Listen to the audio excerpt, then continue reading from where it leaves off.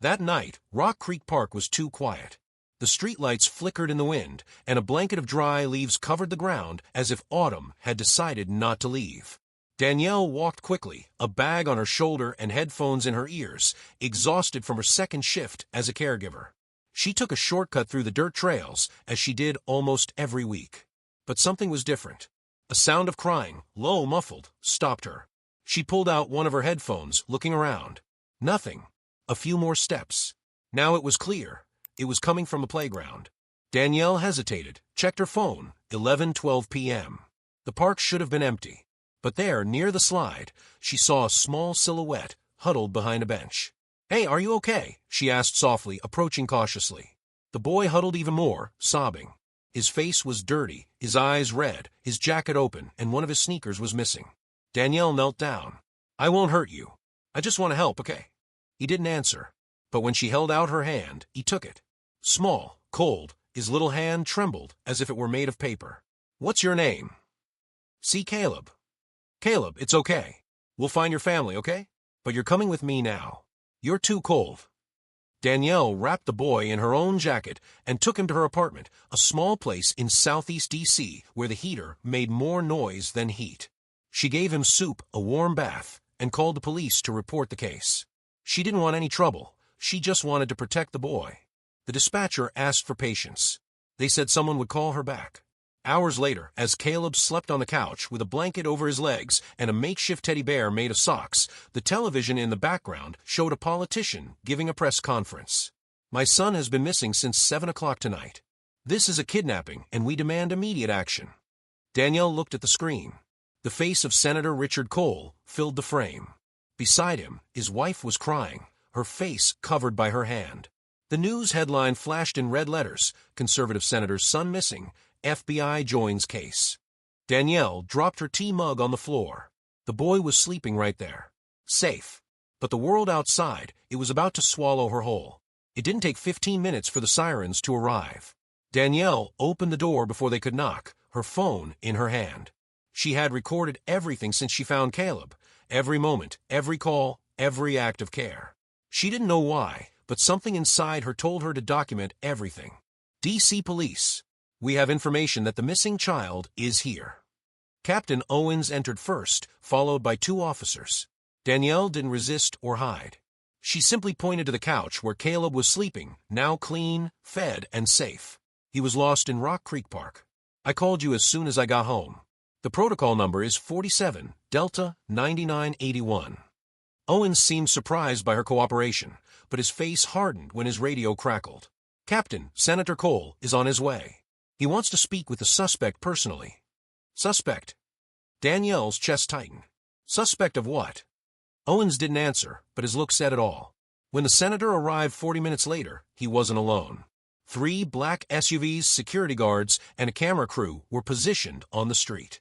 Danielle realized her life had just become a circus. Richard Cole was even more imposing in person. Tall, with impeccable gray hair, wearing a suit that cost more than Danielle's annual rent. He walked into the apartment as if he owned the place, looking around with thinly veiled contempt. "Where is my son?" "Sleeping." He was scared, but... "I don't care about your version." Cole interrupted, turning to the captain. "This woman kidnapped my son. I want her arrested immediately." "Senator, with all due respect, I need to investigate the facts before." "The facts?" Cole turned back to Danielle, his eyes cold. "The facts are that you took a child into your home without authorization. That's kidnapping, Officer Owens." Danielle took a deep breath. She had experienced moments like this before, when someone tried to use power and privilege to silence her. But this time was different. This time, she was prepared. "Senator Cole, I have everything recorded. From the moment I found Caleb until now. I can show it to the captain and to you if you like." The silence that followed was deafening. Cole frowned, clearly not expecting any resistance. "Recorded? What kind of recording?" Danielle took out her phone and opened her gallery. "A video of the moment I found him in the park. The audio of the call I made to the police. Photos of how he was dirty, missing a sneaker, shaking from a cold. And there's more. My neighbors saw me come in with him. Mrs. Angela, who lives downstairs, even helped warm up some milk." Cole looked at Owens, then back at Danielle. His mask of a controlled politician began to crack. That doesn't change anything. You should have left him in the park and called the police from there. Leave a 6-year-old boy alone in the park at 11 at night. Danielle crossed her arms. Would you do that to your son? The question hit its mark. Cole opened his mouth to reply, but Caleb stirred on the couch, slowly waking up. The boy sat up, rubbed his eyes, and when he saw his father, he didn't run to him. Instead, he looked at Danielle with a small, tired smile. Danny, did you make pancakes? The simplicity of the question cut the tension like a knife. Danielle smiled back, crouching down next to the couch. Not yet, sweetie, but your dad came to get you. Only then did Caleb look at Cole, but his reaction was not what a father would expect. The boy flinched slightly, the joy disappearing from his face. Hi, Dad. Cole approached, but his manner was calculated, performative. Caleb, Daddy was so worried. Did this lady hurt you? No, she gave me food and a bath. And she let me watch cartoons. But you shouldn't have gone with her, son. It's dangerous to go with strangers. Caleb looked confused. But I was lost. And she's good. Owens watched the interaction in silence, clearly uncomfortable. Danielle noticed the captain was starting to question the senator's narrative. Senator, may I see the recordings Mrs. Harris mentioned? Cole stiffened. That's unnecessary. I want. Actually, it is necessary. Owens cut in, surprising everyone. If there's evidence that can clarify the case, I need to analyze it. Danielle handed the phone to the captain, who spent the next 10 minutes watching the videos. His expression gradually changed, from initial suspicion to something close to admiration. Mrs. Harris, these records show that you acted in an exemplary manner. You protected the child, contacted authorities immediately, and documented everything transparently. Cole was red now. Captain, I hope you understand the political implications of this case. This woman may have motivations that aren't clear. I need to protect my family. And she protected your son when you couldn't. Owen's voice had a new coldness to it. It was then that Angela Green appeared at the door. The 60-year-old community leader, with her gray hair in a bun and the firm gaze of someone who had seen a lot in life, didn't ask for permission to enter. Sorry to interrupt, but there's a crowd out there, and I need to speak. She looked directly at Cole. Senator, I saw this young lady come home with your son. She was frantic, wanting to help. She took care of him as if he were her own. And now you come here to accuse her of kidnapping. Ma'am, you don't understand the gravity of the... I understand just fine. Angela didn't let him finish. I understand that a black woman saved your son, and instead of thanking her, you want to turn her into a criminal. The silence that followed was heavy. Caleb looked confusedly between the adults, clearly not understanding why there was tension when all he knew was that Danielle had been kind to him. Cole took a deep breath, recomposing his political posture. I appreciate the care. But that doesn't change the fact that protocols were broken. My son was taken without authorization. Your son was saved. Danielle spoke for the first time in several minutes, her voice calm but firm. And if you want to talk about protocols, maybe we should discuss why a 6-year-old was alone in a park at 11 at night. Cole turned pale. How dare you question my parenting? I'm not questioning it. I'm asking, where were you when Caleb got lost? The question echoed in the small apartment. All eyes turned to Cole, who, for the first time since he arrived, seemed to have no ready answer. There was an important event. Many important people. I couldn't just leave when your son was lost. Angela interrupted. You couldn't leave when your baby was alone, scared, missing a shoe, shaking from the cold? Cole realized he was losing control of the narrative. He gave an almost imperceptible signal to one of the security guards, who approached and whispered something in his ear. The senator nodded, then turned to Owens. Captain, I won't pursue this tonight. But I want it to be clear that I will be monitoring this case closely. Very closely. It was a thinly veiled threat. Cole picked up Caleb. The boy allowed himself to be carried but looked back, waving shyly at Danielle. Bye, Danny. Thanks for the imaginary pancakes. Danielle's heart ached, but she smiled. You're welcome, sweetie. Take good care of your dad, okay? After everyone left, the apartment felt huge and empty. Angela stayed, serving tea as if she owned the place. You know this isn't over, right? Danielle nodded, looking out the window where the lights of Cole's cars disappeared into the night. I know. He's going to try to destroy me. Maybe, but you have something he doesn't. What? The truth. And these days, honey, the truth has a funny way of coming out. 3 days later, the story exploded. Not in the way Cole expected. Maya Alvarez, an investigative journalist known for her courageous stories on political corruption, had received an anonymous copy of Danielle's videos. But more than that, she had done her own investigation. Maya's story not only showed the recordings that exonerated Danielle, but also revealed a disturbing pattern in Cole's life. 3 different nannies had been fired without explanation in the last 2 years. Caleb had been found lost at 2 other public events, but those incidents were hushed up by the senator's PR team. Even more devastating, Maya secured an interview with Patricia Cole, the senator's ex-wife, who revealed years of parental neglect covered up by a political facade.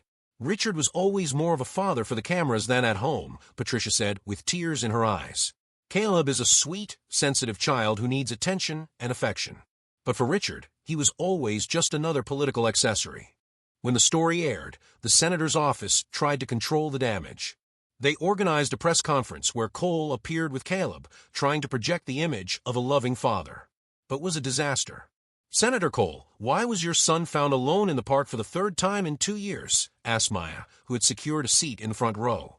Those are isolated incidents that have been distorted by sensationalist media. And why did you accuse the woman who saved your son of kidnapping? Cole hesitated, looking at his aides.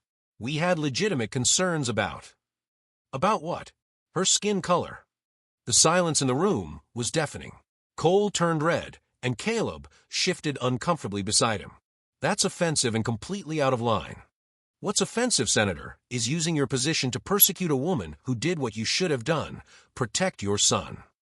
It was then that Caleb, who had been quiet throughout the press conference, pulled on his father's sleeve and whispered something in his ear. Whatever the child said made Cole even paler. "Dad, can I talk to Danny again? She promised to teach me how to make real pancakes." The microphone picked up the boy's words. A wave of murmurs swept through the room. Cole tried to laugh, but it came out forced and awkward. "Caleb, we've talked about this. But she was nice to me. Why don't you like her?" The innocent question from a 6-year-old boy destroyed years of carefully constructed political image. Cole tried to end the press conference, but the questions kept pouring in. Reporters wanted to know why he hadn't publicly thanked Danielle, why he accused her of a crime, and why there seemed to be a pattern of neglect. In the following days, public opinion turned completely against Cole. #JusticeForDanielle began trending on social media. Protests were organized in front of the Capitol. Danielle, who had remained silent throughout the controversy, finally decided to speak. She chose to do so not on a major television network, but on Angela's local podcast, broadcast from the very community where she lived. "I didn't do anything extraordinary," Danielle said, her voice calm but firm. "I saw a child in danger and I helped him. Any decent person would do the same. But what happened afterward, that says a lot about who we are as a society. Do you feel you were treated unfairly?" Angela asked. "I feel sad. Sad because a powerful man tried to destroy me instead of just saying thank you. Sad because an innocent child had to be exposed to all of this. And sad because I know this happens to people who don't have the resources I had to defend themselves." "What resources?" "The truth. And people like you, like Maya, like the neighbors who testified for the truth. Not everyone is that lucky." The interview was viewed by more than 2 million people in 48 hours. Danielle didn't attack Cole directly, didn't ask for revenge or retraction. Instead, she spoke about empathy, about taking care of each other, about how a society should protect its children, all of them. 3 weeks after that first night in the park, Cole resigned from the Senate. Officially, it was to spend more time with family. Unofficially, political pressures and the loss of funding made his position untenable. Danielle didn't celebrate. She was in her kitchen making pancakes, real ones this time, when there was a knock at the door. To her surprise, it was Patricia Cole holding Caleb's hand. "Danielle? I'm Patricia, Caleb's mom. He's been asking about you for weeks. I was wondering if you'd be willing to teach us how to make these famous pancakes." Danielle looked at Caleb, who was smiling shyly, and then at Patricia, whose eyes showed a vulnerability she recognized, that of a mother trying to do her best for her son. "Of course. Come in. I was just starting the batter." While Caleb laughed in the kitchen, trying to flip a pancake that looked more like an abstract map of the world, Danielle and Patricia talked in the living room. Patricia told her about the years of a difficult marriage, about how she had lost the courage to protect her son from her husband's political ambitions, and how Danielle's courage had inspired her to finally act. "You saved more than Caleb that night," Patricia said. "You saved all of us." 6 months later, Danielle was back in school, finishing her master's degree in education. The experience had reignited her passion for education, especially for working with children in vulnerable situations. She had received job offers, proposals to write a book, and invitations to speak. But for now, she was focused on her studies and a special project. Together with Angela and Maya, she had created a foundation that connected families in need with community resources. The pilot project was running in 3 DC neighborhoods, and the results were promising. "You know you changed something, right?" Maya said during a foundation meeting. "Not just for you, but for everyone. People are paying more attention, questioning more, demanding better." Danielle smiled, looking out the window of the foundation's small office. Outside, children were playing in the park they had helped to renovate, a park where all children were welcome, where all of them were protected. Maybe, but it wasn't just me. It was everyone who decided that the truth matters more than power, that taking care of each other matters more than appearances. That night, walking home along the same path she had taken months before, Danielle passed by Rock Creek Park. It was different now, better lit, with more security, more activity, even late at night. She stopped at the same bench where she found Caleb, took out her phone, and filmed a quick message. "Hi everyone. I'm here at the place where it all began. And I wanted to say one thing. Sometimes life puts us in situations where we have to choose between doing what's easy and doing what's right. That night, I chose to do what was right. And you all supported me when they tried to punish me for it. That gave me hope. Hope that we are still a society that values kindness more than power and truth more than convenience." She stopped recording, looked at the starry sky, and took a deep breath. She didn't know what the future would bring, but she knew one thing for sure: she would never hesitate again to reach out to a lost child. And now, thanks to what they had built together, she knew she wouldn't be alone. In a house on the other side of town, Caleb was finishing brushing his teeth when he asked his mom, "Mom, can I call Danny tomorrow? I want to tell her about the new school." Patricia smiled and kissed her son's forehead. "Of course, honey. She'll love hearing your news." "Mom." "Yes. I still don't understand why Dad was mad at her. She just helped me." Patricia sat on the bed next to her son, choosing her words carefully. "Sometimes, sweetie, adults make bad choices when they're scared. Your dad was afraid of what people would think of him. But Danielle, she was just afraid of you being cold and lonely. And that's the difference between selfish fear and genuine love." Caleb nodded, as if something complex had finally become simple. "So she loved me even without knowing me?" "Yes, honey. There are people like that in the world. And now you know how to recognize them."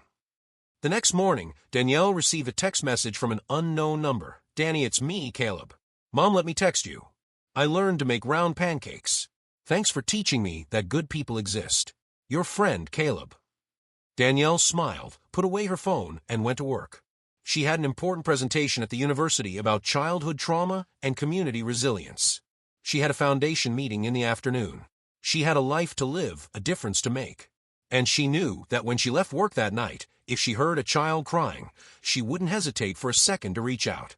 Because that's the person she was, who she had always been, and who she would always be. And now the whole world knew it, too. If this story moved you in any way, leave a like and subscribe to the channel. It really helps us keep bringing stories like this to you.